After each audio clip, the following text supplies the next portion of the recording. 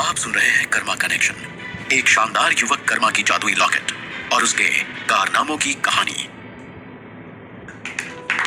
सबने ताली बजाकर कैंटीन काका का स्वागत किया था। कैंटीन काका आज बस रोए जा रहे थे, क्योंकि उनके पास कहने को कुछ था ही नहीं। होता भी कैसे, उनके साथ आज कुछ ऐसा हुआ था जिसकी कल्पना उन्होंने कभी की ही नहीं होगी। सारे एम्प्लॉयज की नजर में आज से कैंटीन काका की इज्जत बढ़ गई थी। कैंटीन काका जब कुछ नहीं बोले तो कर्मा खुद बोल पड़ा। कैंटीन काका का काम और उनकी ईमानदारी हमारे लिए एक एग्जाम्पल है। हमें इनसे सीखना चाहिए। बिना आउटपुट के इन्होंने जो मेहनत की है वो अद्भुत है, अद्भुत। सब लोगों ने ताली बजाकर कैंटीन काका का स्वागत किया। कर्मा ने कैंटीन काका को इतनी इज्जत देकर कंपनी में एक बहुत अच्छा संदेश दिया था। आज सारे एम्प्लॉयज के बीच में कर्मा ने एक नई शुरुआत की थी। कर्मा ने सबको यह स्पष्ट कर दिया कि जिस दिन से वो अथॉरिटी में आया है उस दिन से कंपनी में कोई रैंक, कोई पोस्ट मायने नहीं रखेंगे, बल्कि ईमानदारी और काम मायने रखेगा। कर्मा ने ये बात खुलकर किसी से नहीं की, लेकिन ऑफिस के ऑलमोस्ट एम्प्लॉयज ये बात समझ गए कि अब यहाँ कोई छूट मिलने वाली नहीं है। यहाँ तभी इज्जत मिलेगी जब आप काम करेंगे और काम के प्रति ईमानदार रहेंगे। कर्मा ने कैंटीन काका के आगे हाथ जोड़ा और उन्हें फिर से अपने टेबल तक ले आया। कंपनी में फिर से सायरन बज उठा। ये सायरन रिटर्निंग सायरन था। सायरन की आवाज सुनकर सारे एम्प्लॉयज जाने लगे। कर्मा ने भी उन्हें जाने दिया। जिज्ञासा भी उठकर जाने को हुई। जनरल मैनेजर और फाइनेंस हेड भी जाना चाहते थे। कर्मा समझ रहा था कि जरूरी नहीं कि इनके पास काम हो ही, लेकिन ये लोग इसलिए जाना चाहते हैं कि कर्मा को ये ना लगे कि ये लोग बेकार में बैठे रहते हैं। कर्मा ने जनरल मैनेजर और फाइनेंस हेड को तो बिठा लिया, लेकिन जिज्ञासा की ओर देखकर बोला, जिज्ञासा, ये बहुत अर्जेंट है क्या जो आपके पास काम है? जिज्ञासा को कुछ सूझ नहीं रहा था। उसने तुरंत कहा कि जी हाँ, जरूरी तो है। कर्मा ने जनरल मैनेजर को कहा कि किसी को बोलिए कि ये डॉक्यूमेंट डिस्पैच करा दे। जिज्ञासा को थोड़ी सी झिझक हुई, लेकिन वो कर्मा के सामने बोल नहीं पाई। कर्मा ने जिज्ञासा से कहा, आप चिंता मत करिए, दे दीजिए इनको, ये डिस्पैच करा देंगे, आप बैठिए यहीं। जिज्ञासा ने वो फाइल मैनेजर को दे दी, और वो कर भी क्या सकती थी। मैनेजर ने तुरंत उस फाइल को कैंटीन से निकल रहे कर्मचारी को दे दिया और उसे बोल दिया कि सुनिए, इसे डिस्पैच करा दीजिएगा। कर्मचारी एक पॉजिटिव रिस्पांस देकर चला गया। कर्मा ने सबको अपने पास बिठाया। सब लोग थोड़े चकित थे कि कर्मा सबको पास में क्यों बिठा रहा है। कर्मा ने सबको पास बिठाया और उसने बात करनी शुरू की। आप लोग माफ करिएगा, लेकिन मुझे लग रहा है कि आप लोगों को कोई विशेष काम नहीं है, इसलिए आप लोगों को अपने पास बिठा रहा हूं ताकि कुछ विशेष जानकारी ले लूं।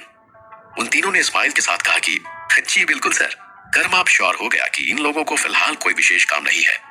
कर्मा ने हंसते हुए कहा, मैं मैम का नाम जान तो गया कि उनका नाम जिज्ञासा है, लेकिन आप लोगों का नाम नहीं जानता।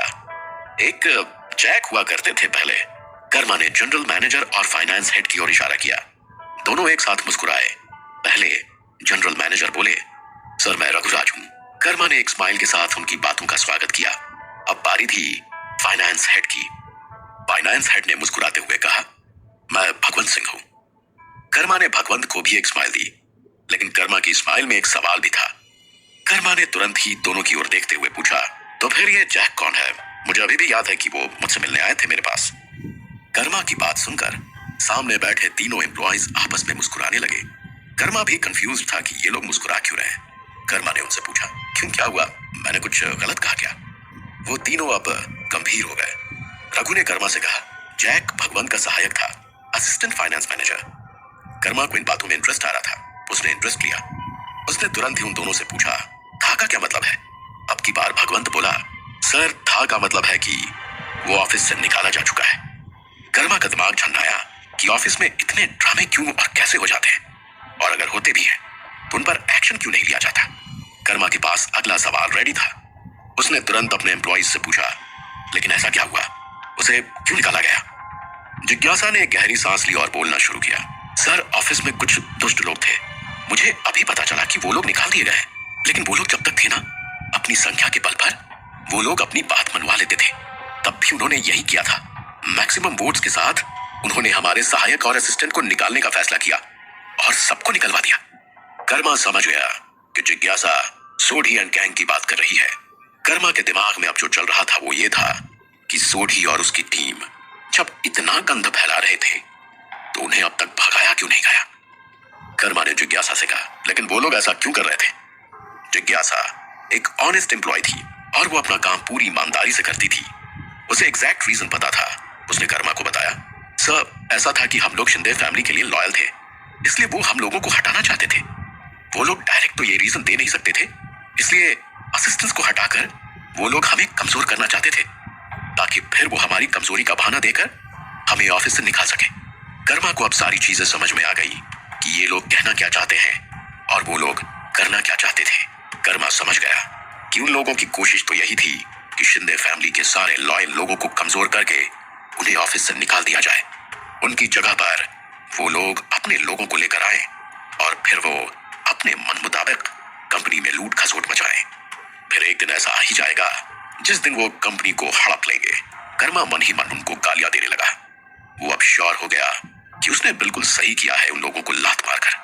कर्मा ने जिज्ञासा से कहा, शायद आप आज मीटिंग में नहीं थी, लेकिन आज से ये नियम लगा है कि सारे इंपॉर्टेंट रैंक के लिए एक एक सहायक चुने जाएंगे।